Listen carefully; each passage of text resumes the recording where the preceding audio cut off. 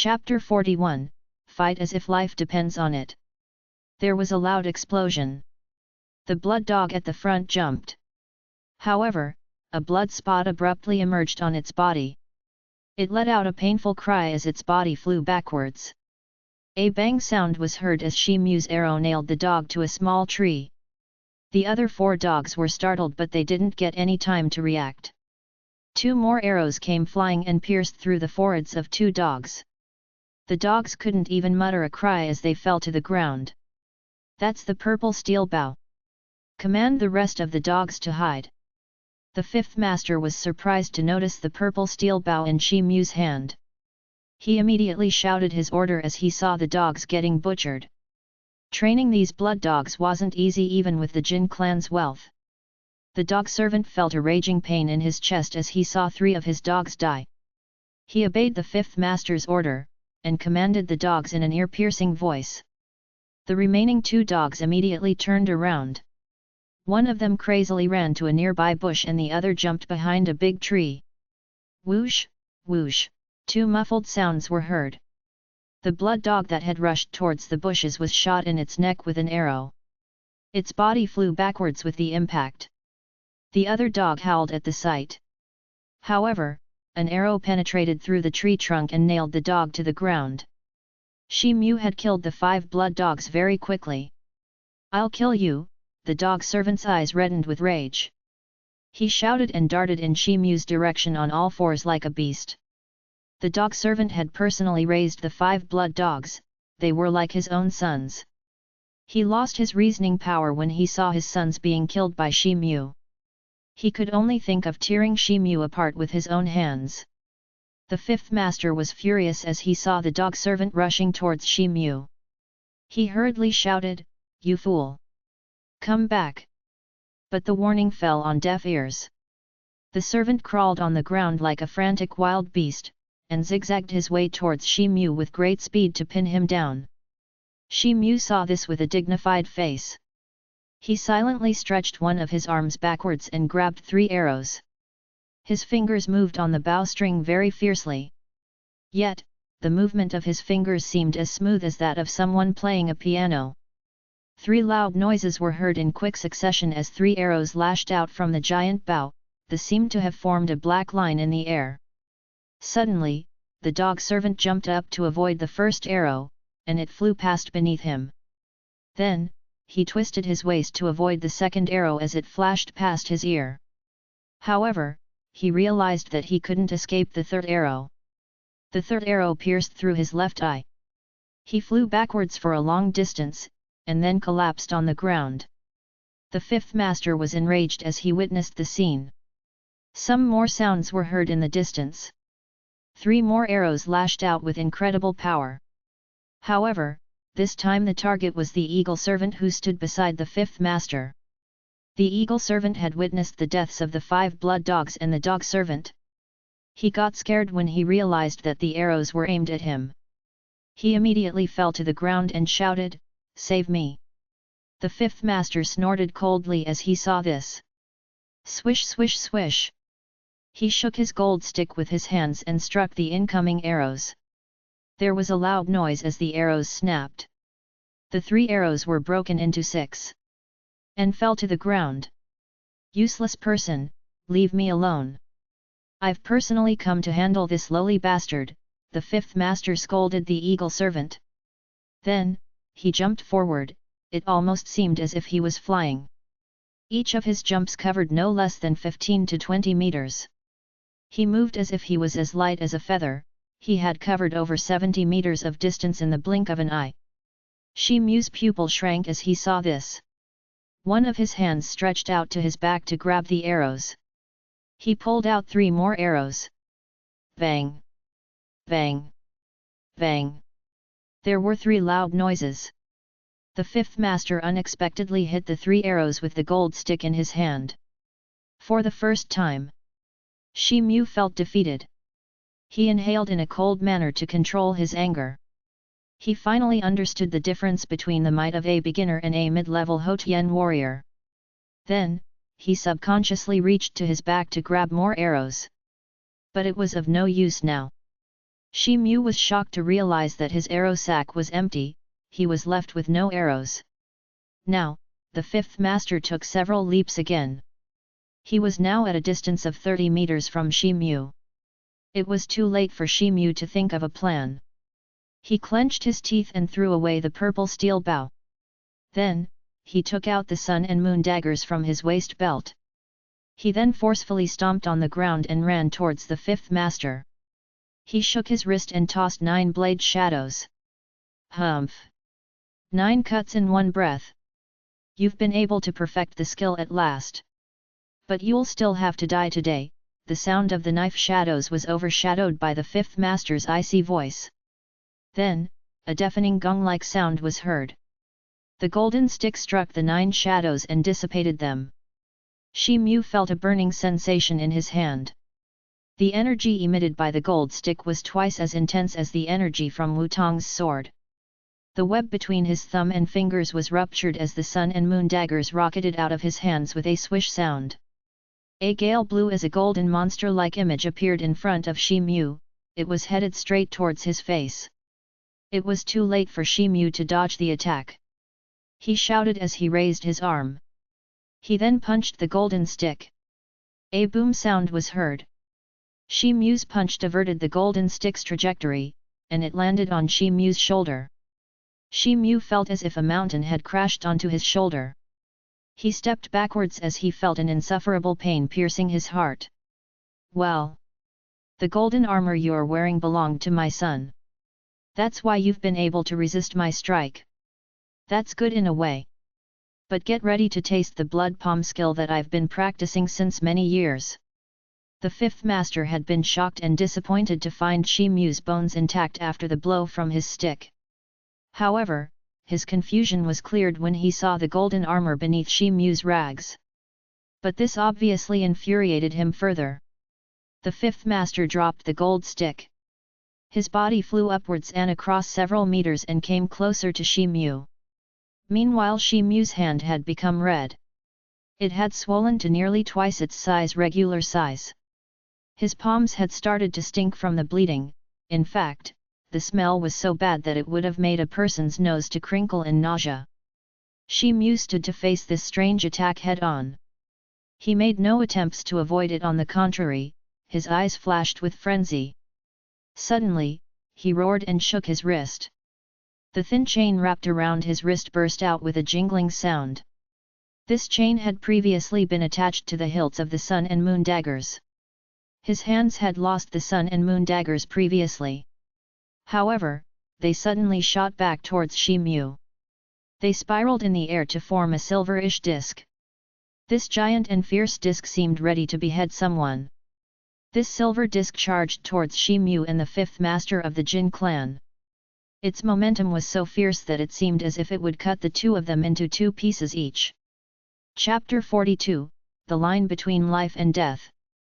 It was impossible for a Hotian warrior like the fifth master Jin to sustain a fatal injury from such a trifle attack.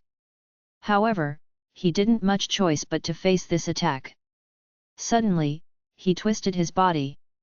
He flickered like a willow leaf as he floated mid-air and swiftly dodged the attacks. He then tossed up the golden stick that lay beside him with one of his legs. A boom sound was heard. It wasn't clear what material the golden stick was made of. But, the sun and moon daggers were made from cold iron and were reputed as being unbreakable. However, they were instantly crushed as they clashed with the golden stick. The expression on Shi Mu's face changed as he saw this. He shook his wrist, and the thin chain rolled back up. Shi Mu grabbed the remaining half-blades. The fifth master seemed fearless. He attacked again, and tossed the golden stick in Shi Mu's direction. The golden stick transformed into a golden light as it progressed. The fifth master floated as he followed the golden light himself. This swift move left Shi Mu dumbfounded. Suddenly, he flicked his wrist and shot 9 blade shadows at the golden light. A deafening clang was heard. The golden light slightly trembled and changed back to the form of the golden stick. Shi Mu groaned and took a few steps back due to the impact of the collision. His daggers had been broken into shards. His arm was worse as it had become soft, it was just dangling from his shoulder. Shi Mu seemed to be in shock. The fifth master laughed, and went closer to Shi Mu. His huge sleeve flashed a blood-red palm. The palm dashed towards Shi Mu to hit him in his head. The inevitable couldn't seem to be avoided now. Shi Mu roared and moved his uninjured arm to punch the fifth master's charging palm. Ha ha! Get ready to die! The fifth master saw this and laughed wildly. Then, he moved his red palm with such energy that a visible layer of red fog started to float above his palm. Shi Mu's uninjured arm got close to the fifth master's red palm. Suddenly, his fingers moved and revealed a sharp dagger. It stabbed the red palm. The fifth master screamed as his red palm hit the dagger in Shi Mu's hand. Shi Mu groaned as he was sent flying at an unstoppable speed. 2 trees were uprooted on the way, and he finally stopped after hitting a mountainous boulder. Shi Mu vomited blood as his body rolled down on the ground. He couldn't even stand up for a while. The fifth master was filled with fear and anger as he saw Shi Mu's dagger protruding out of his palm, and his facial color reddened. Suddenly, he shouted, "You bastard! You've ruined my blood palm! I will break every inch of bone in your body!" He had pulled out the dagger from his palm before he even finished speaking. Then, he placed his fingers on the acupuncture points on his palm. Suddenly, he started to walk towards Shi Mu with big strides. Shi Mu resisted the acute pain in his arms as he looked up at the long face of the approaching fifth master. His face muscles twitched to reveal a mocking smile. Shi Mu had realized that he couldn't confront a mid-level Hotian warrior. The sun and moon daggers had shattered to form a screen of broken blade shards between the two enemies. Shi Mu had used this opportunity to conceal a dagger in his sleeves for later use. Then, he had been able to surprise and injure the fifth master's palm. But, the power of the blood palm was far beyond his expectations. He had originally planned to use this concealed dagger to destroy the blood palm. He would then use this opportunity to counter-attack the fifth master with all his might and defeat the same. However, the blood palm attack had sent him flying backwards helplessly. There was no trace of strength left in any part of his body. His arms were broken in several places. He couldn't pose a threat to his enemy in any way. Shi Mu was discouraged since he had no hope now. The fifth master came near Shi Mu, and kicked him without saying a single word. Bang! A strange noise was heard. Fifth Master Jin's foot seemed to have hit a solid object, but Shi Mu was thrown 30 feet backwards. His face was pale. However, the fifth master wasn't able to break his breastbone as he had expected. "Hey, what are you hiding?" the fifth master snorted. Then, he walked up to Shi Mu again. "If you want to kill my big brother Shi Mu, then kill me first." A graceful figure rushed out from behind a nearby boulder, and stationed itself between the fifth master and Shi Mu. Its arms were stretched open. Zhongxiu had been watching the fight from her hiding spot. When she saw Shi Mu sustaining a serious injury, and realized that he couldn't get up, she came out of hiding without any fear of the fifth master. "You ugly girl!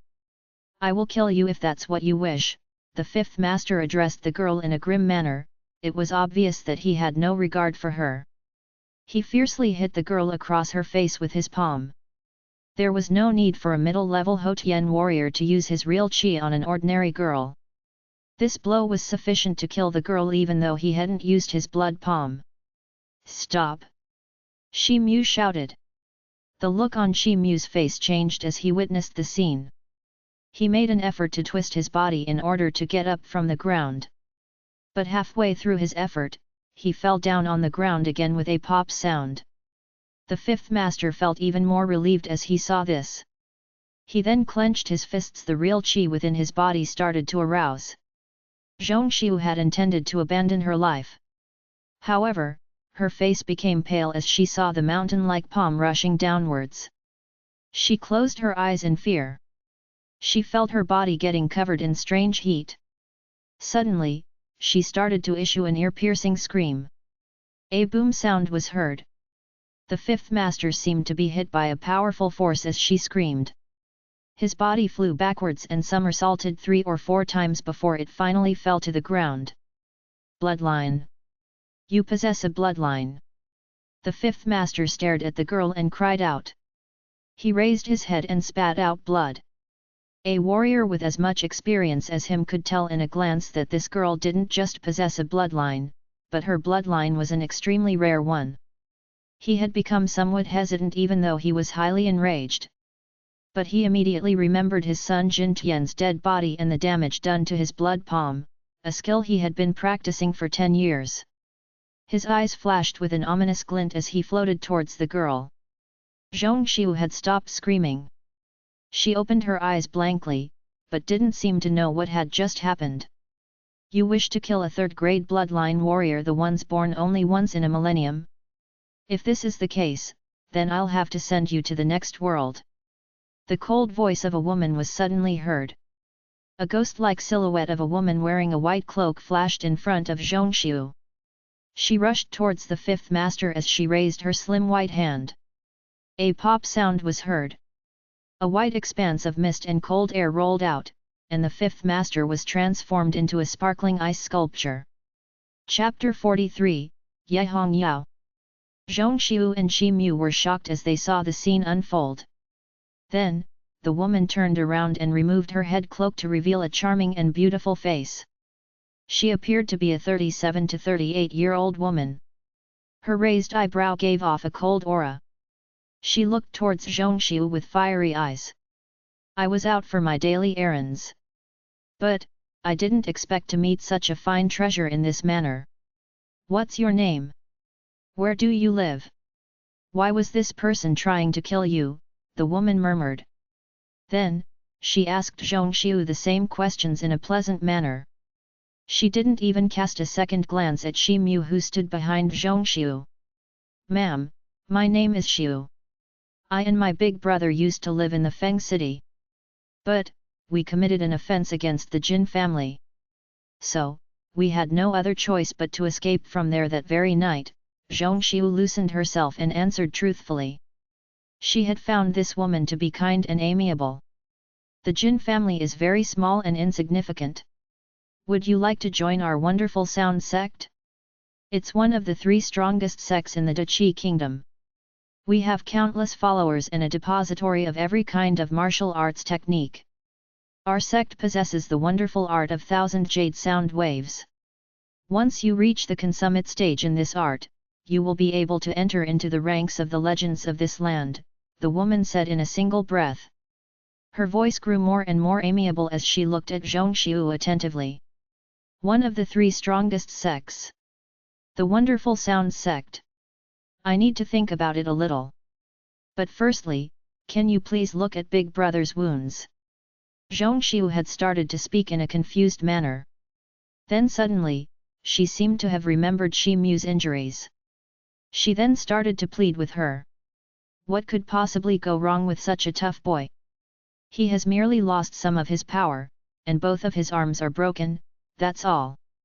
Oh! The wounds caused by the blood palm can become a trouble. But, forget about it. Luckily, I have a little medicinal dan with me. So, this shouldn't be a problem. The cloaked woman was startled as she heard Zhongxiu's words.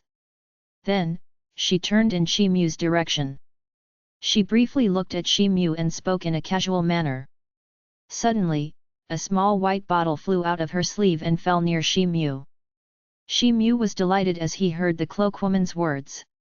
He raised his hand to seize the small bottle. Suddenly, his face became pale and bean-sized sweat bead appeared on his forehead. Both of Shi Mu's arms were broken. So, one could easily imagine the pain he felt when he tried to exert his arm. Zhongxiu saw this and walked hurriedly towards Shi Mu to pick up the bottle. She inverted the bottle to pour out the fiery aromatic red medicine. Then, she carefully took it near Shi Mu's mouth. Shi Mu opened his mouth and swallowed the medicine. Suddenly, he felt a surge of heat flowing through of his body, it quickly spread throughout his limbs. The itching and pain in his purpled wound that had been caused by the fifth master's palm disappeared. The medicine lifted Shi Mu's spirits. He looked at the ice sculpture of the fifth master in shock. He couldn't help but secretly guess the realm of this woman's cultivation. Zhongxiu was still gazing at Shi Mu's face with great concern. The cloaked woman noticed Zhongxiu as she looked at Shi Mu. This caused her eyebrows to wrinkle. She looked at Shi Mu for several minutes. Suddenly, an idea crossed her mind. She said slowly, "This is the secret medicine of our sect. This medicine doesn't only heal internal injuries miraculously but also greatly helps a person with his cultivation."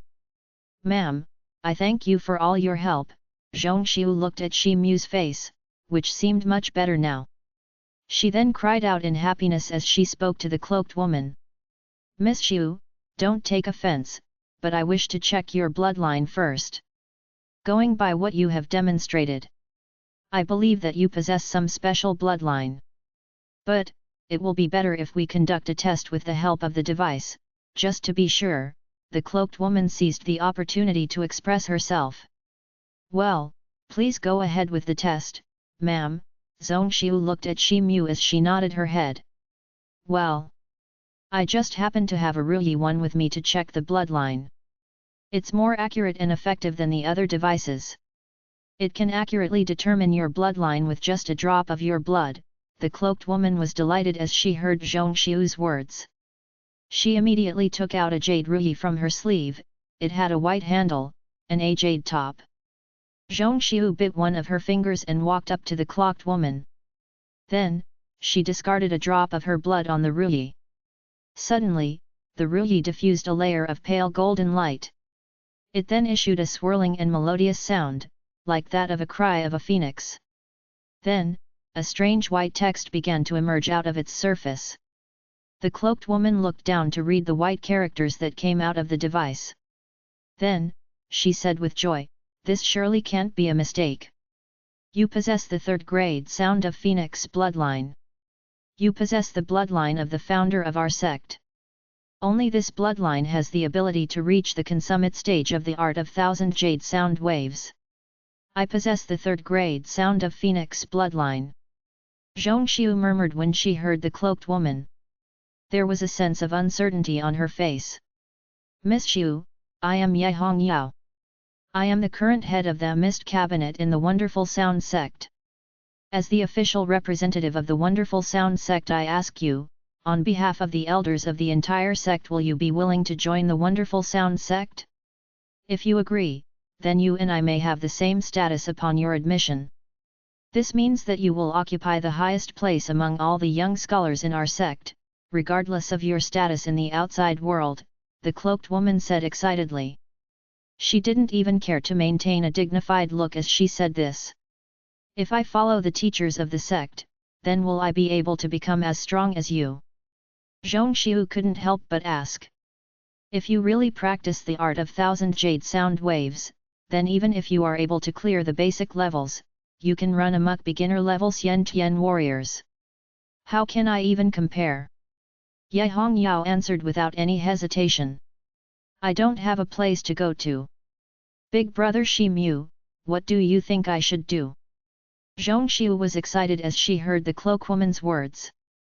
But still, she turned towards Shi Mu and whispered to him. "Ma'am, are you a Xian Tian warrior?" Shi Mu pondered for a while. Then, he finally expressed his doubts in front of Ye Hongyao. "You have an unexpected strength of vision." "I am indeed a Xian Tian warrior," the cloakwoman replied proudly. Though, she was quite surprised by Shi Mu's guess. "But I've heard that there are a very few Xian Tian warriors in the entire Dachi kingdom," Shi Mu said hesitantly. "The commoners don't know many Xian Tian martial warriors. The ones they know are ones on whom the Dachi kingdom has bestowed the title of national guardians. But, the three major sects are not taken into account. We have nothing to do with the Dachi kingdom. We only send some help when the country is in grave danger, danger which the commoners' world can't retaliate to. In fact, the Dachi kingdom was established by our three sects to achieve a balance amongst us. We have the power to annihilate them if they dare to offend us," Ye Hongyao answered with contempt. It was clear that the title of National Guardian meant nothing to her. So, I believe that all the strong warriors are in the sect, Shi Mu blurted out after he had listened to the woman in amazement. Naturally. This is also true for the other two sects. But if Miss Xiu joins our sect, she'll become an advanced Xian Tian warrior owing to her talent, sooner or later, Ye Hongyao answered without a thought. If this is the case, then the Wonderful Sound sect is an exceptionally good place for you, Miss Zhong. You should go with the madam, Shi Mu spoke in a single breath, and in an awe-inspiring manner. Chapter 44, The Black Token. Ye Hongyao was very pleased to hear this. I will go to the Wonderful Sound sect. But, I hope that madam will allow big brother Shi Mu to come with me. Zhong Xiu nodded her head as she said this. Shi Mu's heart jumped crazily when he heard this. His heart was overjoyed at the thought of joining this sect since it was even stronger than the Dachi kingdom. Ye Hongyao pursed her eyebrows when she heard this. She took her time to answer. She eventually shook her head and said, everything else is easy to handle, but I am afraid that this is out of question. If one possesses a bloodline or has an extraordinary talent, then the person is suitable for the sect's merit rule. Otherwise, the sect only accepts women, not men. The elders of the sect accept a very few male disciples, it is a law. I may be the head of a cabinet, but I still can't dare to break this rule. One needs to possess a bloodline. Brother Shi has a bloodline. Zhong Xiu hurriedly added when she heard Ye Hongyao's words. What? You too possess a bloodline? What is your bloodline? I will check your bloodline as well. Ye Hongyao was surprised at first. Then, she became a little skeptical. Ma'am, you don't need to check my bloodline. I have the wasted blood of the stone monkey. I'm afraid it's a useless bloodline in your eyes, Shi Mu forced a bitter smile. Wasted blood of the stone monkey? If it's so, there's no hope for you to enter the sect, Ye Hongyao eased up as she said this in a gloomy tone. Then, I won't join the Wonderful Sound sect either. I want to stay with brother Shi Mu. Big brother Shi Mu has saved my life. I can't abandon him midway to join a sect, Zhong Xiu spoke resolutely. Miss Zhong, you don't need to do this, Shi Mu was emotionally moved as he heard Zhong Xiu's words. Zhong Xiu shook her head. She didn't speak another word. However, she continued to look at Ye Hongyao with pleading eyes. Ye Hongyao started to have a headache when she saw this. Then, an idea crossed her mind. Suddenly, she asked the both of them, I almost forgot to ask. Who among the two of you has the Black Turtle Sect's black token? 1. The Black Turtle Sect? The black token. Shi Mu and Zhong Xiu looked at each. Their gazes soon turned to that of dismay. Let it be. I'll try to find out on my own. Ye Hongyao quickly realized that they didn't know what it was. She then smiled and flipped her hand to reveal a yellow-colored talisman. She tossed into the air, and it started to operate with a pop sound. A strange noise started to emanate from the pit of Shi Mu's stomach. It seemed as if something was shaking inside his clothes. Miss Zhong, please help me in taking this out. Shi Mu looked down at his stomach with a foolish expression on his face. He was confused at first, but he then realized something. The young maiden beside him hummed in response. She reached into his shirt, and pulled something out. It was a jet black token. Its surface was engraved with delicate decorative designs. It seemed to be ancient and had a sense of mystery to it. Zhong Xiu was astounded when she saw the token. A peculiar grin appeared on Shi Mu's face. Shi Mu had obtained this token from the corpse of that zombie he had slayed when he had first met Zhong Xiu and her father in that ancient temple. This object was exceptionally tough. It had already saved him twice. Shi Mu had confronted Jin Tian in a field near his manor. This metal token had then saved from him Jin Tian's dagger. The second time was only moments ago, when 5th Master Jin had kicked Shi Mu. This metal object had absorbed a significant amount of the impact. Was this the metal token Ye Hongyao had asked about? Shi Mu wondered as he looked at the token carefully. Ye Hongyao extended her hand and took the token from Shi Mu. She briefly inspected it, nodded her head and said, "Yes. This looks like the token Weird Old Sun's murdered disciple used to carry. Where did you get this?" Shi Mu hesitantly told her about how he had killed the zombie. Zhong Xiu added some minute details from time to time. "Your story seems to be in order. This disciple was practicing the famous zombie art as per Weird Old Sun's communication. This disciple was preparing to break through a bottleneck. So he decided to leave for the mountains. The spirit lamp that he had left behind in the Black Turtle sect went out shortly after he left. This alerted the elders of his unfortunate demise. A few days ago, their sect realized that the token had reached the area controlled by our wonderful sound sect. Thus, they sent me this talisman, and requested me to look for this token. Looks like his disciple failed to make the breakthrough. His attempt must have devoured his body and transformed him into a zombie. This is good news for your brother, Miss Zhong," Ye Hongyao quickly analyzed and explained with a smile. However, her last sentence seemed to carry a hidden meaning. "Ma'am, the meaning of your words," Zhong Xiu had vaguely guessed. However, she wasn't sure if she should ask. Shi Mu's eyes lit up lightly. "It's quite simple. We don't recruit many male disciples, but the Black Turtle sect doesn't have such rules. Moreover, their sect has many laws that strengthen one's body. Young brother carries the wasted blood of the stone monkey, but his physical strength is indeed extraordinary. I have an idea. You should personally return this token to Weird Old Sunday. That should help you in forming a positive impression on him. In addition, I'll personally write to Weird Old Sunday. I'm sure the Black Turtle sect will accept you," Ye Hongyao explained with a smile. "So, that means that I'll be separated from brother Shi Mu," Zhong Xiu commented after she had listened to the idea. Her face reflected her heart's disappointment. Then, Shi Mu said, "Well, youngsters should listen to their elders. I will go to the Black Turtle sect. Well, I'll write a letter for you, and I'll give you a talisman as well. You must go to the Kaiyang city in the Zhao prefecture. Light up the talisman when you reach the ferry crossing point of the river that flows next to the city. Someone will take you to the Black Turtle sect from there," Ye Hongyao instructed. There was a trace of a smile on her face. But she couldn't allow Zhong Xiu to hesitate again. Hence, she immediately turned around and took out a jade talisman. She placed it above her forehead. She then lowered her head as her lips chanted something. She then handed that black token and a talisman to Shi Mu. Zhong Xiu didn't reconcile, but she didn't oppose either. "Thank you, ma'am." Shi Mu's mouth thanked the woman.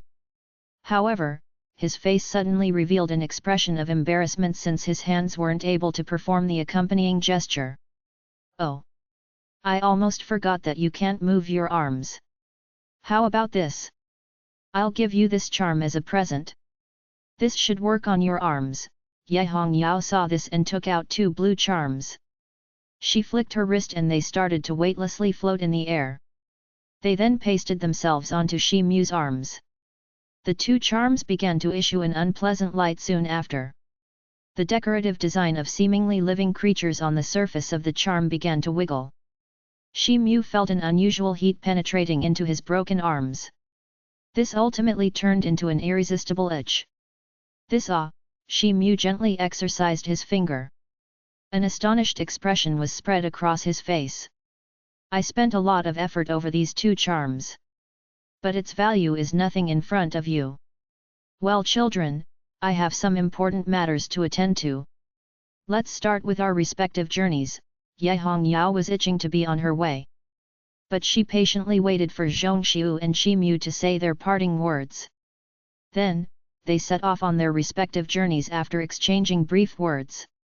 Chapter 45, The Multi-Decked Ship. 2 months later, in the Zhaozhou 1 prefecture located in the southern part of the Dachi kingdom, on the bank of the river flowing outside the Kaiyang city. The sky had just started to light up. Thin and scattered mist was still shrouding the area. Not a soul was seen near the ferry crossing. However, people started to gather in groups of 2s and 3s soon enough. The crowd soon included people who were on foot, their gorgeous clothing had fluttered in air as they walked. There were others who wore coarse clothes, while some had arrived from afar on horses. Each of these groups consisted of at least one young boy or girl. The elders in most groups looked very dignified.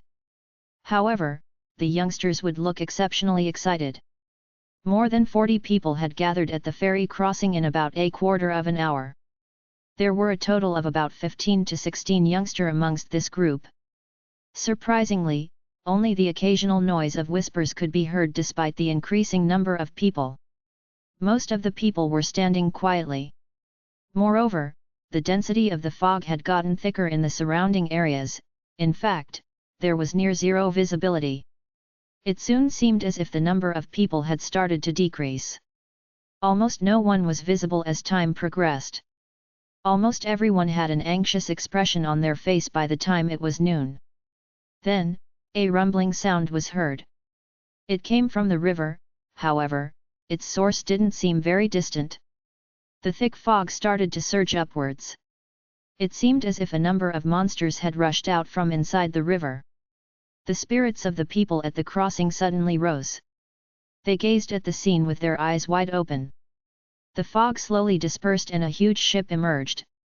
The ship consisted of several decks. It was about 20 meters in height and 200 meters in length. The ship slowly made its way towards the ferry crossing point. The crowd suddenly became restless. There was sense of excitement on everyone's faces. The ship came to a halt in the deep waters about 25 meters away from the departure point of the ferry crossing. Then, someone emerged from the ship. He seemed to be floating in air, the tip of his toes seemed to be touching the water surface. The person then jumped towards the ferry crossing point with a whooshing sound. Everyone started to shout. In fact, every last person was asking their question with a sense of utter excitement. May I dare to ask if you are the emissary of the Black Turtle sect? May I know the surname of the emissary?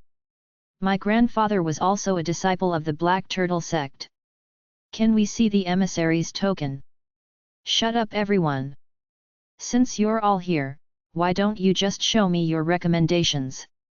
It's your good fortune that the doors of this sect have been opened for you. You either board the ship quickly, or you stay here. The person who had jumped ashore was a 30-year-old man. He was clothed in blue robes.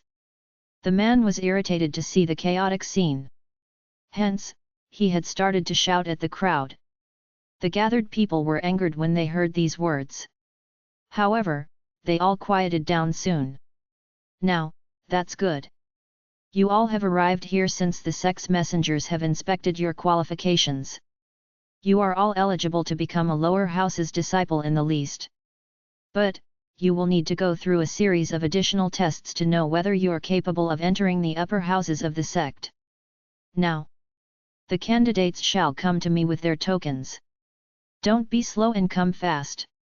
I have other places to go, the blue-robed man shouted in a rude manner. The people in the crowd started to look at each other when they heard these words. A thin and weak-looking teenager was the first one to walk towards him. The rest of the youngsters and elders discussed for some time. They then followed him. The blue-robed man held a simple copper mirror in his hand. He used it to inspect the candidates. A faint white light would flicker in the mirror whenever a person was inspected. The intensity of this illumination would vary from candidate to candidate. However, the blue-robed man was least interested in the results of his inspection. The inspection of those 15 to 16 youngsters was completed very quickly. They all stood behind the blue-robed man now. It seems that there are just these many people. The blue-robed man's eyes swept across the crowd. He was about to say something. Suddenly, a faint sound of footsteps emanated from the mist. Then, the silhouette of a person was seen progressing towards the ferry crossing. Everyone gazed at the figure as it walked past everyone. The youngster was looked about 15 years in age. He was dressed in black robes. This person had dark skin and was exceptionally tall. He almost had the look of an adult. He carried a huge bow on his back, and a blade that was tied to his waist. The tall teenager had been shocked to see so many people on the ferry crossing. The blue-robed man didn't say anything.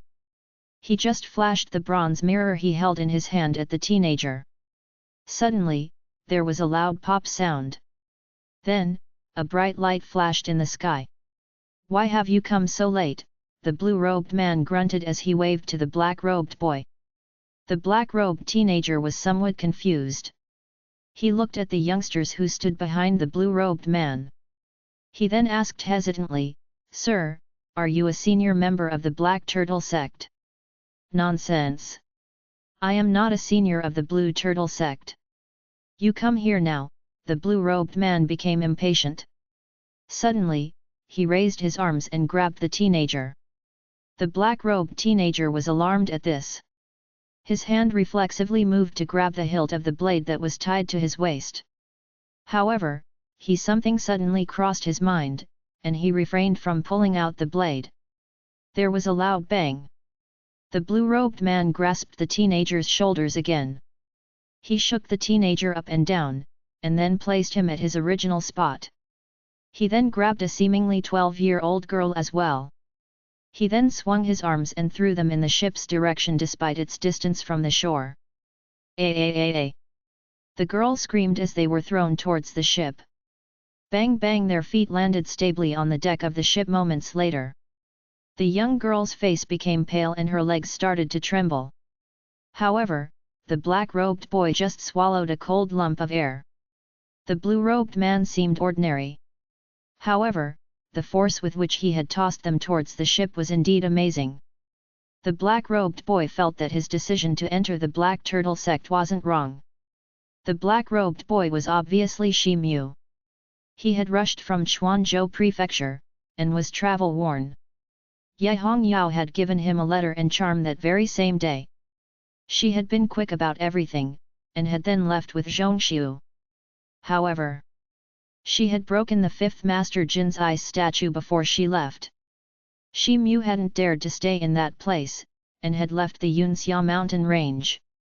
He had later found a place to take refuge and had tended to his injuries for a fortnight. He had then rushed day and night to reach the ferry crossing at this time. However, he hadn't burnt the talisman after he saw so many people. Though the blue-robed man was claiming to be from the Black Turtle sect. But, Shi Mu had felt that something was wrong. Moreover, he had been thrown to the ship by that huge man before he could even realize what was happening. He was surprised, so much so that he seemed to be suffering from a spell of speechlessness. The blue-robed man stood on the shore, and kept tossing boys and girls on the floor of the deck. He was practically treating them like sandbags. Then, he sprang from the shore and landed on the floor of the ship. "Set sail!" This command wasn't given by the blue-robed man, it was given by someone who wasn't within their line of sight. The multi-decked ship swayed as it started to move. It left the vicinity of the ferry crossing and sailed towards the distant and misty waters. "Well, now, report your names and the places of your origin. I want to count the number of people and enter the details into the register," the blue-robed man instructed with an expressionless face. He then took out a thick register from the sleeves of his robes. Notes: Zhou means prefecture. But it makes more sense to pair it with prefecture since that's the popular term of reference. Chapter 46, Mistakenly aboard the wrong ship. Han Xianqiu, the third daughter of the Han family of the Quanzhou Prefecture, recommended by the senior emissary Kong Yu. Zhang Dali. I belong to the Zhang village near the Feng city in the Zhongzhou Prefecture, recommended by the senior emissary Zhao Huo. All the boys and girls earnestly stated their names and ancestry, as well as the names and surnames of the emissaries who had recommended them. Then, it was Shi Mu's turn to do the same. Shi Mu. I belong to the Feng city, recommended by the emissary of the Wonderful Sound sect Senior Ye Hongyao, Shi Mu said after a moment's hesitation. What? Ye Hongyao of the Wonderful Sound sect? It's very rude of you to amuse yourself by saying such nonsense, spoke the blue-robed man fiercely. His head was lowered since he had been writing the details in his register. But, he raised his head in anger and as he heard Shi Mu's words. A person from the younger generation wouldn't dare to do that. I have the letter that Senior Ye Hongya wrote to Weird Old Sun, as well as the black token. Then, Shi Mu took out the letter and the token, and showed them to the blue-robed man. Weird Old Sun? You're referring to Master Sun Tianlong of the upper house or the outer Xian Tian Hall's old son? The blue-robed man's face was blank as he asked in a doubtful manner. The person from the younger generation isn't sure about this, Shi Mu replied frankly. So, you aren't here to participate in the sex tests.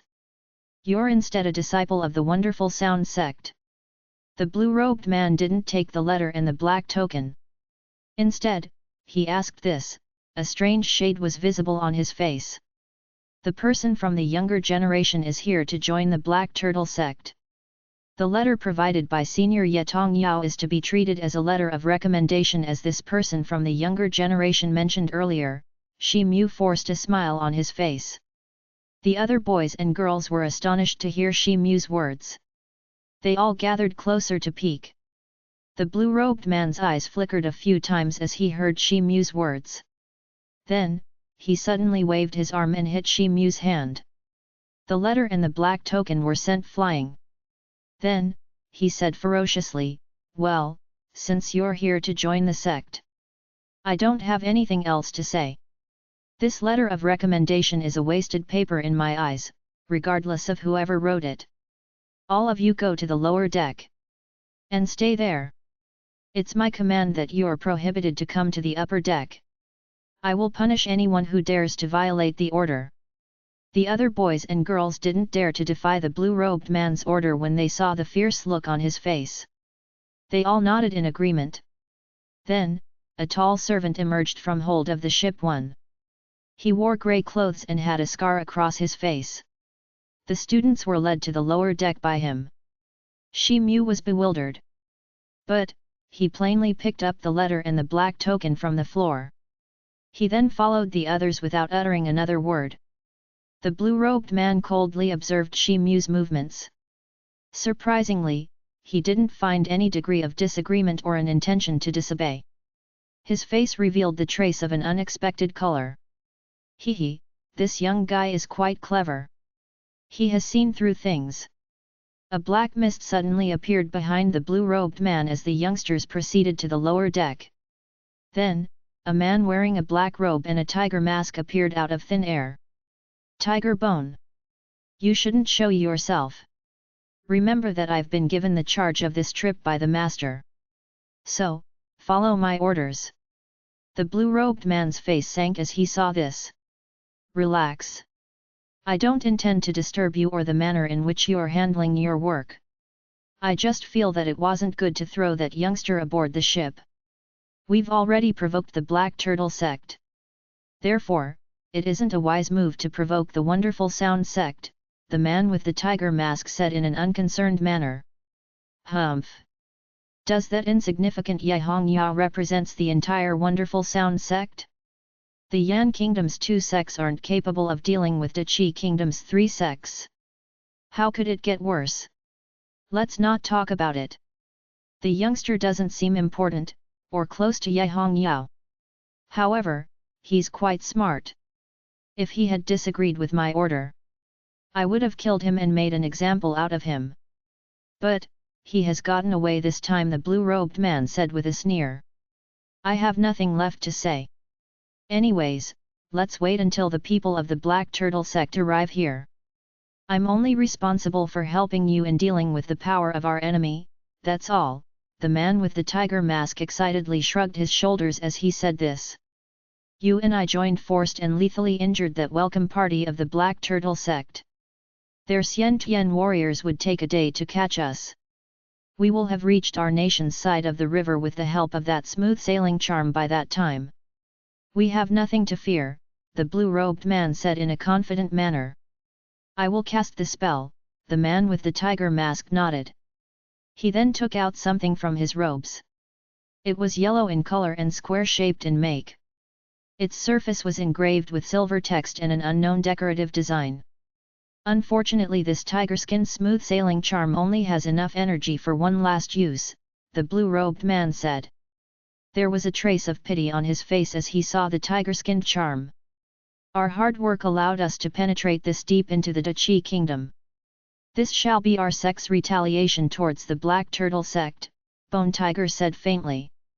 He then mumbled a few words and tossed the tiger-skinned charm high in the air. A pop sound was heard. The animal's skin whirled and turned. It left blue-green rays in air. These rays interwove and shuttled from one place to another. They spread and formed an impressive blue-green curtain in the air. Then, they settled on the mainsail of the ship. That multi-decked ship suddenly trembled. It seemed as if the mainsail of the ship had caught a very strong gale. The ship darted forward under the influence of the strong winds. The blue-robed man burst into laughter as he saw this. The traces of that tiger-masked man's mischievous laughter echoed as he vanished in thin air. The hold of the ship was divided into 7 or 8 rooms. There was enough space to accommodate hundreds of boys and girls. Shi Mu had been accommodated in the same room as 10 other boys and girls.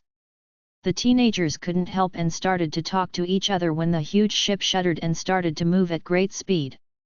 However, Shi Mu sat silently in a corner. His head was hung low. "Elder brother, I heard you say that an elder of the Wonderful Sound sect gave you a recommendation. Is it true? But then why didn't you become a member of the Wonderful Sound sect instead?"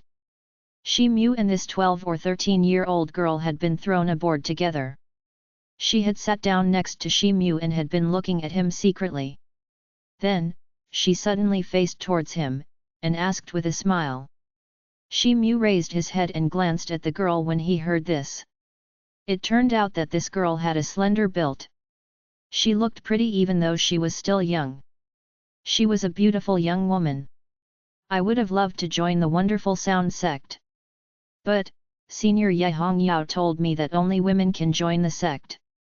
That's the reason I've come here," Shi Mu sighed as he slowly recalled. Chapter 47, The Ugly Truth. Indeed, the Wonderful Sound sect rarely accepts male candidates.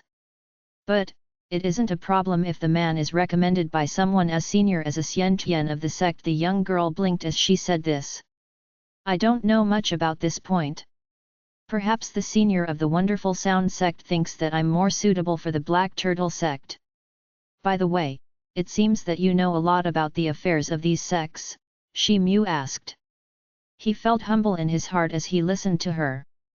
But, his appearance remained calm and collected. "My Han family's ancestor was a disciple of the Black Turtle sect. However, he had an accident later on. Hence, he returned to the society and established his own family. Most people present here might possibly have a relationship with the Black Turtle sect. You are called Shi Mu, right? My name is Han Xiangshu." The young girl smiled sweetly at Shi Mu. There was a bulge of breasts in her clothes despite her young age. Her body had developed fabulously. Each movement of hers had the trace of a captivating grace. This had attracted the endless gazes of several young men. Several pair of eyes gazed at Shi Mu's body in an ill manner as he and Han Xiangshu joyously talked to each other, so much so that someone would have possibly come over and looked for trouble, if Shi Mu didn't have an exceptionally tall stature, if they hadn't noticed the knife and the bow he carried, if they weren't afraid of his tough appearance. Shi Mu ended his conversation with the young maiden soon after. He then closed his eyes, and started to meditate. Some time later, the hold of the ship that contained the boys and girls started to lose its novelty in the eyes of its guest. The teenagers gradually became dull and tired. They soon lost their interest in talking as well. Many youngsters started to imitate Shi Mu, and closed their eyes to meditate. Then, several servants dressed in grey robes arrived with tables of steaming food. The food looked delicious. Therefore, the teenagers advanced towards the table to eat the food.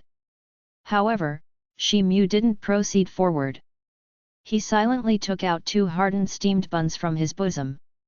Then, he slowly chewed and swallowed them. His actions naturally led to several astonished gazes. Shi Mu obviously didn't intend to give an explanation. But his actions raised Han Xiangxiu's curiosity. She started to inquire him about several affairs again, very frequently. Shi Mu only spoke occasionally, he would speak for a minute, and would then become quiet the next. The time it takes for one wick of the lamp to burn had soon passed. The youngsters started to feel intoxicated. Hence, they lay down. The boys and girls remained in their original places, but fell into a deep slumber. Then, the grey-robed servants entered the room again to clear out the dishes.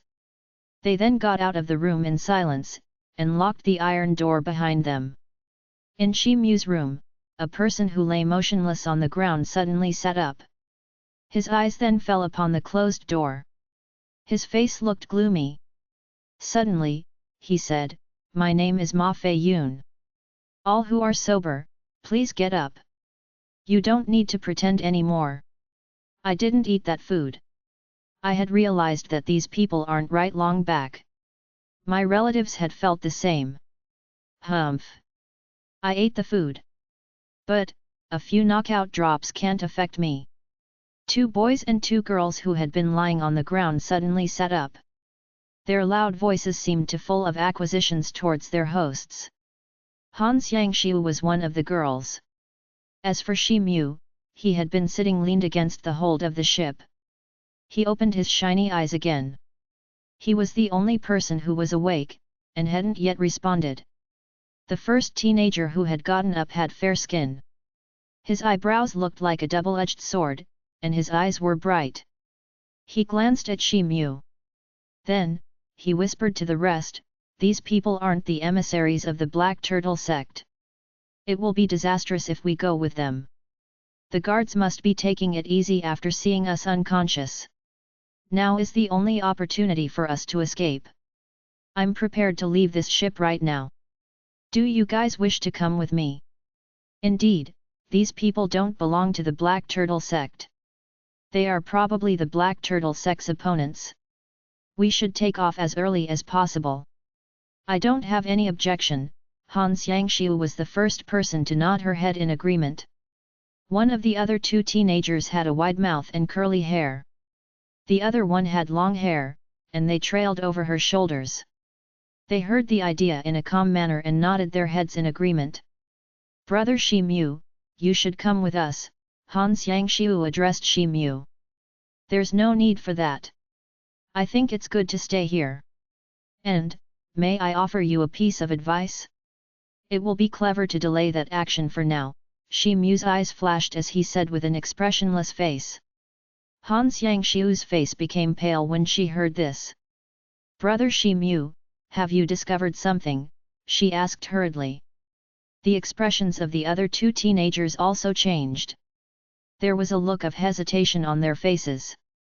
Shi Mu shook his head. He didn't wish to say anything further. "Humph! You're a coward. You can all stay here if you wish." Ma Feiyun looked at Shi Mu with disdain.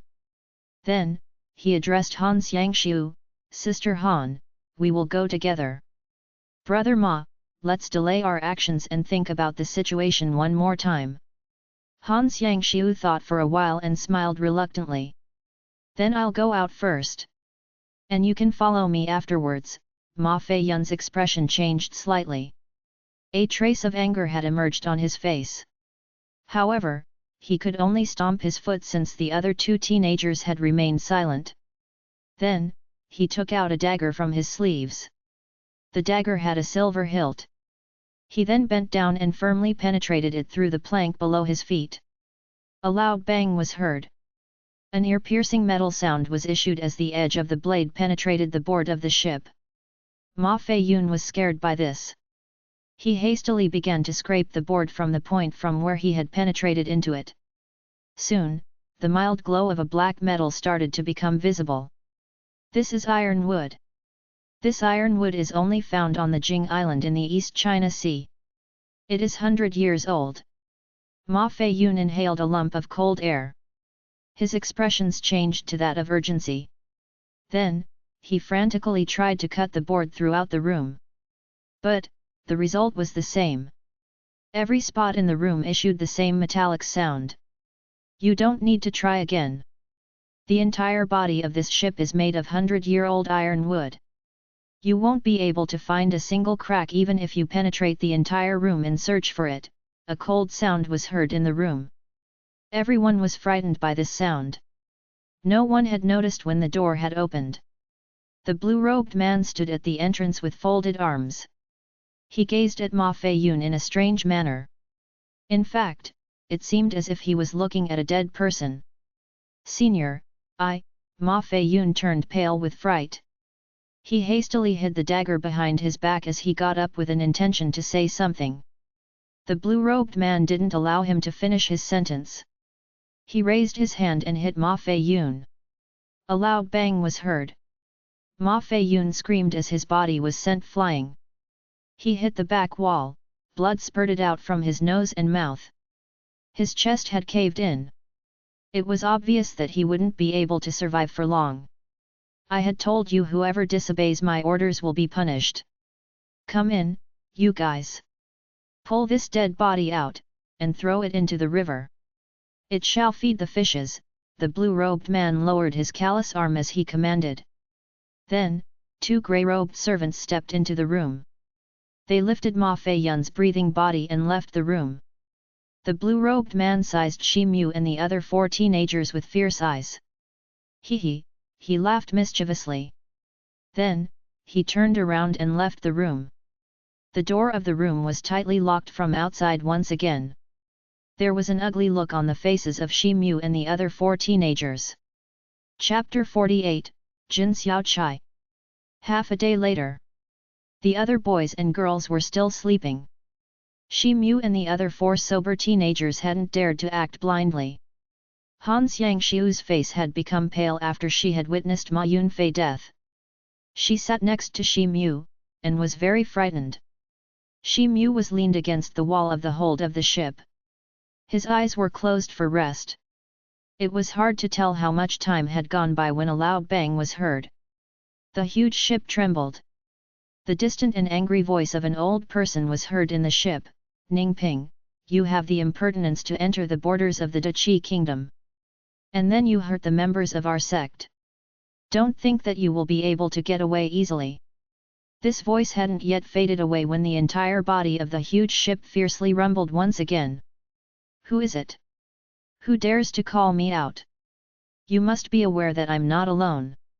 And you must have your own helpers at hand as well. Why don't we show our cards at the same time?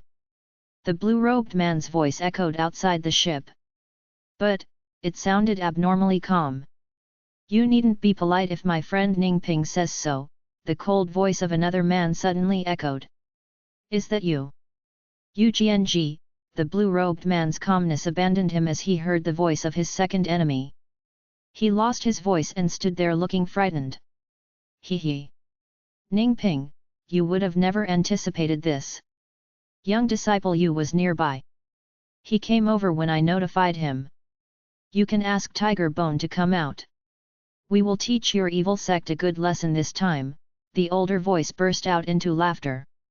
Since senior star-level Warlock Yu has shown himself, then how can Tiger Bone not oblige? Another gloomy voice echoed. It was evident that he was afraid of Yu Jianji. Then, the huge ship rumbled as unending sounds reverberated. The multi-decked ship swayed from left to right as if it was treading on huge waves. These people are from the Black Turtle sect. That's great. We have been saved. The boy with curly hair and wide mouth, and the girl with delicate features, whispered excitedly. Han Xiangxiu's spirit rose too. There was a trace of joy on Shi Mu's face as well.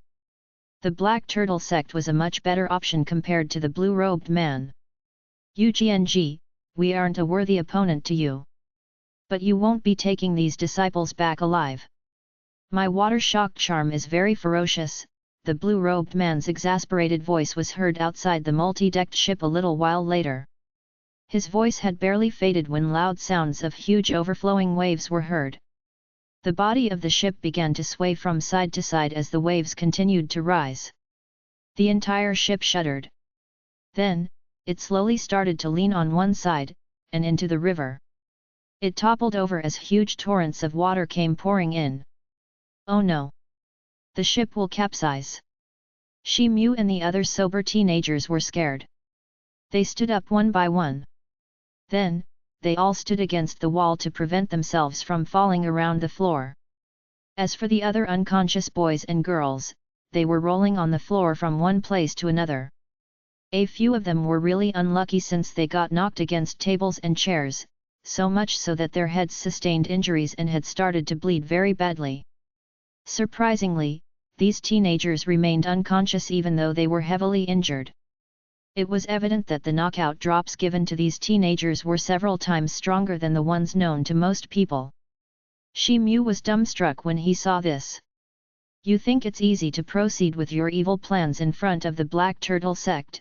The older voice was suddenly heard again as the ship started to flip over. Boom!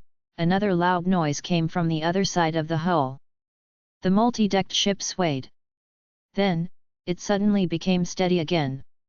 The blue-robed man screamed and began to speak in an angry and flustered voice, well, well. I didn't expect an old cow of the Black Turtle sect to have reached this realm. I shall teach you a lesson the next time we meet. Brother Bone, let's leave, the blue-robed said in a broken voice. He had realized that he had been defeated. Then, he and his companions ran away. The sober teenagers stood up grinning from ear to ear. Someone soon opened the door of Shi Mu's room from outside. Then, a 20-year-old youth walked inside the room. His body was covered with a golden robe, and he had an extremely handsome face. Oh! Some people are awake in this room. That's very good. It's pretty commendable that you've accomplished this under these circumstances. Move to the deck of the ship. It's very important to verify the number of people, right? I have a bottle of medicinal Dan. Give it to the ones who need it, the handsome youth spoke in a cold voice as he saw Shi Mu and the other sober teenagers. This young man was Yu Jianji, the man who had been referred to as senior star-level warlock. Then, he raised his hand and threw a small bottle towards the teenager with curly hair and wide mouth. The teenager respectfully promised in a loud voice when he received the bottle. Then, he started to give the medicine to his unconscious companions one by one. Then, Yu Jianji turned around to leave the room. Senior Yu, I've discovered the evil sect's plan. They've installed a flaming thunder spirit flame wind at the bottom of the ship.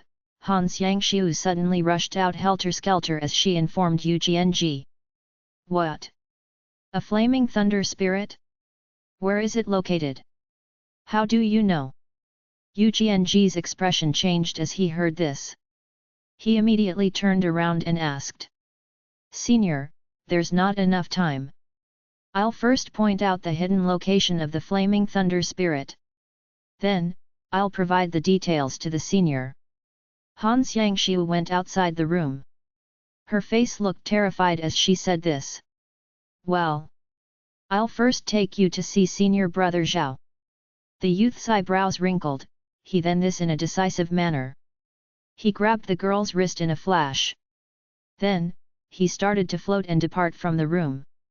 Shi Mu and other people looked at each other in dismay when they saw this. Suddenly, the golden robe youth bellowed. Then, his wrist flicked and the young girl was ferociously thrown across the door. The girl was thrown with enough force to split her head open. Instead, the sounds of her delicate giggles echoed. She had unexpectedly changed her direction mid-air, and was now hanging from the ceiling. Her feet were firmly attached to the ceiling, while her head was hung upside down. The young man ferociously gazed at the girl. He then flicked his golden sleeves and a foot-long snake jerked out of it, and landed on the floor. It was black in color. It seemed to have died. The black demon snake.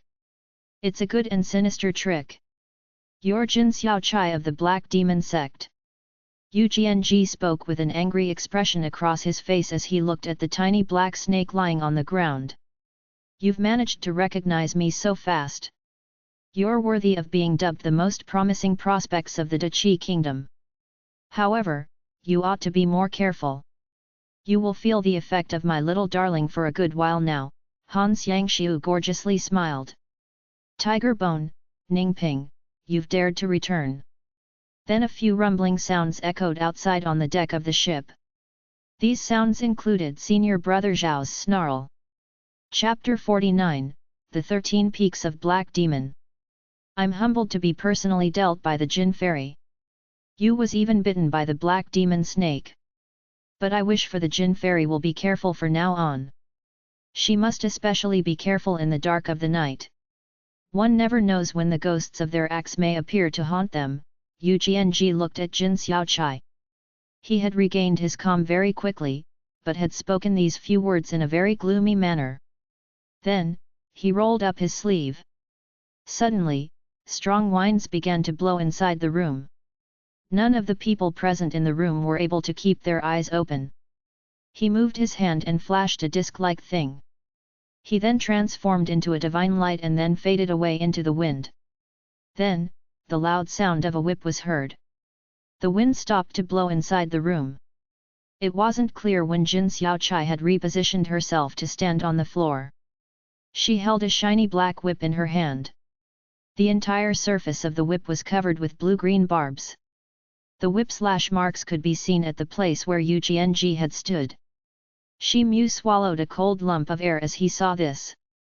Previously, there had been no effect on the 100-year-old ironwood floor when Ma Feiyun had tried to penetrate it with his dagger.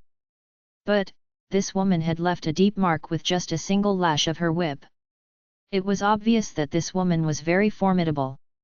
I dislike senior star-level warlocks. They run away whenever they encounter unfavorable turn of events. It's so boring. Jin Xiaochai pouted.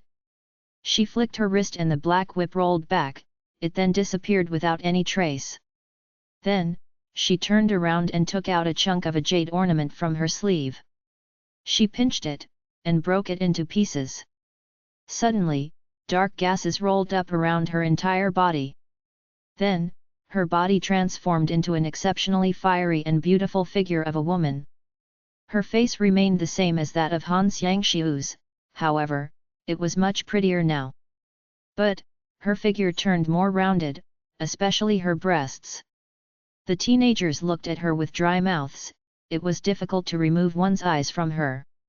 What do the three of you think? Don't I look prettier than before? Hee hee.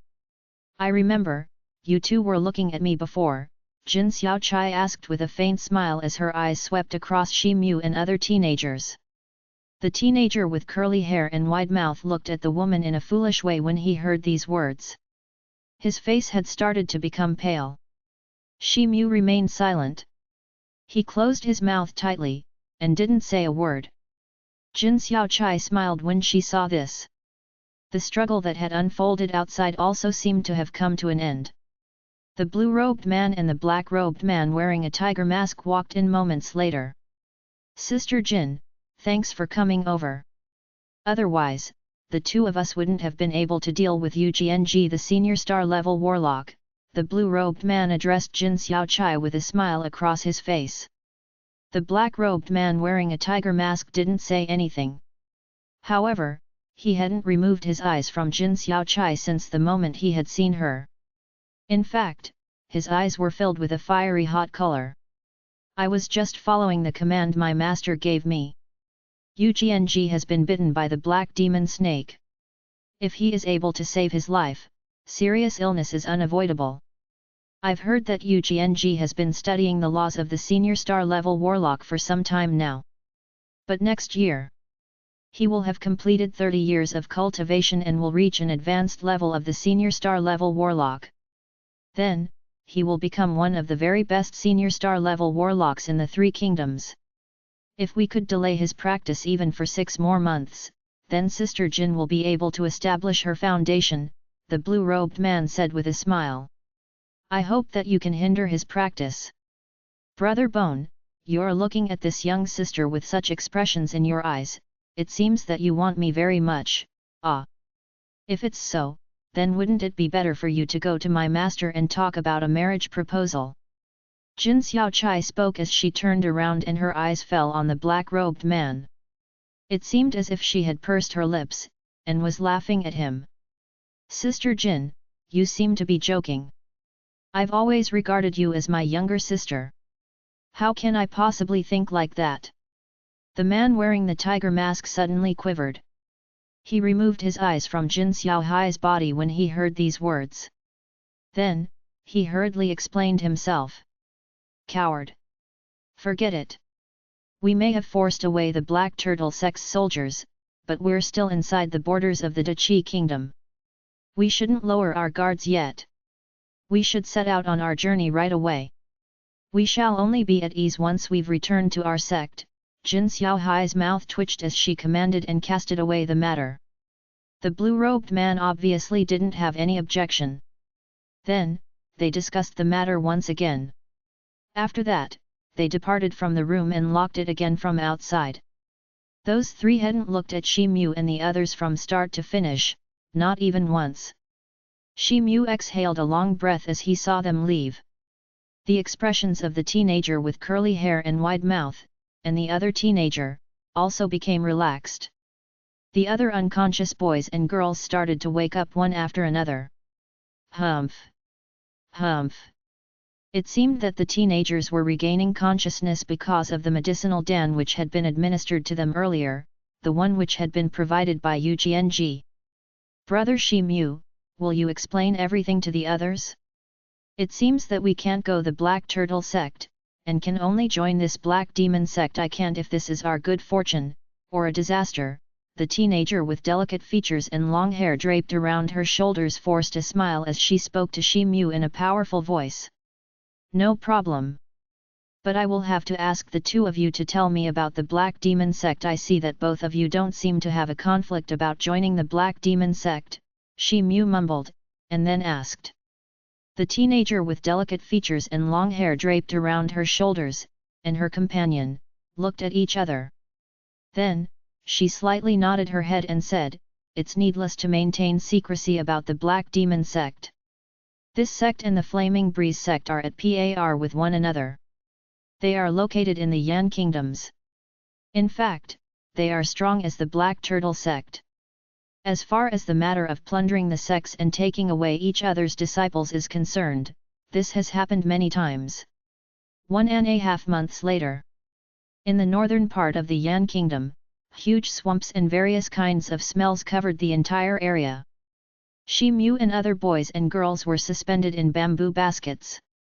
These baskets were hanging on both sides of a dozen giant water buffaloes-like animals. These animals slowly advanced on a wet mud path. The bodies of these giant water buffaloes were abnormally huge. A yellow light was coming out of their hoofs. Their hoofs didn't submerge into the swampy ground as they walked. It seemed as if they were walking on a solid ground. The blue-robed man and Tiger Bone were mounted on top of huge lizards of their own. However, there was no trace of Jin Xiaochai. The travelers were silent. The only sound that could be heard was the plop sound of the hoofs of those huge buffaloes as they came in contact with the swampy water. Suddenly, a thick fog started to appear in front of them. The fog was multicolored, and looked exceptionally beautiful. The blue-robed man took a huge sigh of relief as he saw the fog. Suddenly, he raised his hand and the water buffaloes came to a halt. Tiger Bone took out a purple bamboo token from his bosom. Then, he mumbled something. He then suddenly dashed towards the fog. Pop! A white light beam spurted out of the purple bamboo token. The light beam dispersed the fog, and a road was exposed. The blue-robed man urged his mount lizard to start moving as he took the lead.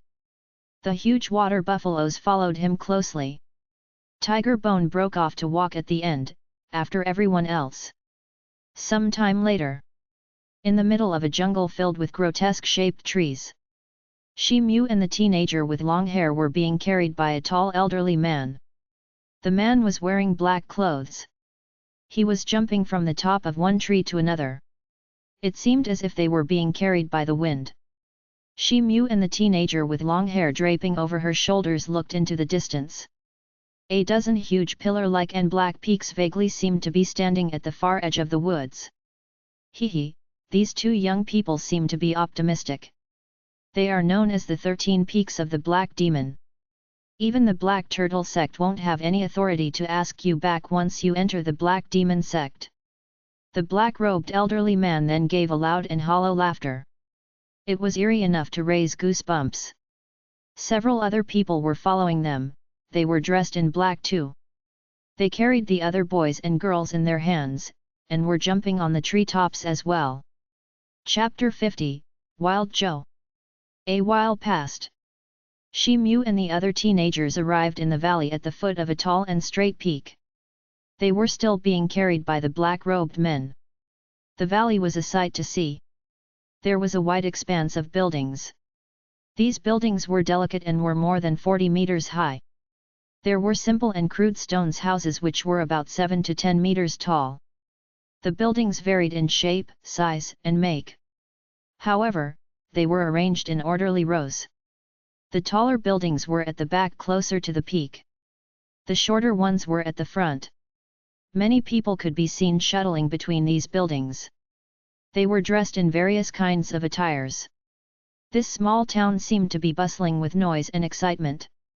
The black-robed men carried Shi Mu and the other teenagers to the center of the valley, and dropped them off at a bluestone plaza. Then, they left without saying a word. Hundreds of people had gathered around them. The surrounding people were pointing fingers at them. The boys and girls couldn't help but looked at each other in dismay. The crowd consisted of ordinary men and women, young and old. But they seemed to have a strange yet strong flavor about their body language. These people were looking at the teenagers with malice in their eyes as if the boys and the girls were ordinary commodities which could be purchased for a price. "Everyone, get out of here! What are you doing? What are you up to? Have you never seen a new disciple before?" A carefree voice was heard. It came from the direction of the onlookers who had made a circle around the teenagers by now. Then, the crowd separated and a young semi-naked person came walking out with big strides. His body was giant in size. He held a 2-meter-long mace in his hand. Its handle seemed to have been made from the ivory teeth of a wolf, and had a brass top. Each step he took gave rise to a crashing sound, the ground was left to shake. The crowd dispersed in confusion. They were afraid of getting crushed by his feet. "Ah! That's Elder Brother Joe. This is his assignment. Elder Brother Joe? These youngsters must be good. Please don't forget to leave a few for our Flame Gang. You Flame Gang guys are going too far. You walked away with 2 blood warriors the last time a new batch arrived. Our Iron and Stone Gang won't let you pick first this time." "Humph. It doesn't matter which faction you guys belong to. Our ancient spirit chamber will get the first pick on the disciples with innate talents. Or do you wish to start a fight with us?" The crowd separated as they saw the young giant man. Everyone started to shout at each other even before the giant man had made his opening statement. "You people better forget about your plans to fight over this batch. I've just received a summon from the sect. These people are not from the Yan Kingdom. Young Master Zhao has brought them from the Dachi Kingdom," the giant man said with a sneer. "What? These people are from the Dachi Kingdom? That's why their faces are so strange. The young Master Zhao brought them. Then they were probably en route to join the Black Turtle sect. The sect must have undertaken this task in order to make reprisals for the last time when the Black Turtle sect snatched the tiger seedlings. There's no need to fuss over them then. Let them adapt to our sect's rules first. The Black Turtle sect is so womanish compared to ours." Suddenly, the expressions of the people in the crowd changed as they realized that the new disciples belonged to the Dachi Kingdom. They started to comment in softer voices as they scattered with a loud rumbling noise. Shi Mu's eyebrows wrinkled as he saw this. "Well, now boring people have left. It's time I give you a proper reception. It doesn't matter if you come from the Yan Kingdom or the Dachi Kingdom. It doesn't matter if you are willing or not. Once you enter the Black Demon Peaks you become a member of our sect. The 7 influential families of the 3 kingdoms have signed a series of collaborative agreements owing to their common enemy the barbarian race. There shall always be minor collisions amongst the 3 kingdoms. However, none of signed parties shall violate this treaty as long as the collisions remain minor. Thus, we've always had disciples from various kingdoms in our sect. Their achievements can range from a junior disciple to a senior, so on and so forth. That's the gist of it. But I'll give you one tip: you're disciples of the Black Demon sect now, irrevocably. Your connection with the other sects or kingdoms is of no significance now. Be good, and don't ever try to betray or harm our sect. Else, you'll either have your martial base disabled, or you'll be condemned to death along with your entire family." The big man threw his mace to the ground. A loud sound was issued as it broke several blue bricks. "Who are you, sir? Are you responsible for us new recruits?" someone gathered the courage to ask. "Understand this clearly: no one is going to nanny you around in this sect. My name is Wild Joe. I'm a disciple who guides the newcomers, that's all you need to know. This task was given to me by the Temple of Merits and Virtues of our sect. I'm not permitted to answer your questions. So no one will grill me with any. The next time someone asks me a question, I will break their nose before I decide whether I wish to answer or not. You're only to speak if you think I need to hear your melodious voice. Otherwise, keep shut and walk. You may try me if you don't like my style. Strength is everything in this sect. Strength is respected. And big fists are listened to." The giant man gave a nasty smile. Most of the candidates were shocked by his words. But Shi Mu just narrowed his eyes. He was familiar with the Black Demon sect's law of the jungle style. However, he hadn't expected them to be this blatant about it. Some candidates found it difficult to accept the burly man's words. But none of the candidates dared to stand out. Wild Joe was delighted to see the effect of his words. He continued. "Good. I see that you're well behaved. I'll give you a rough outline of how things work here.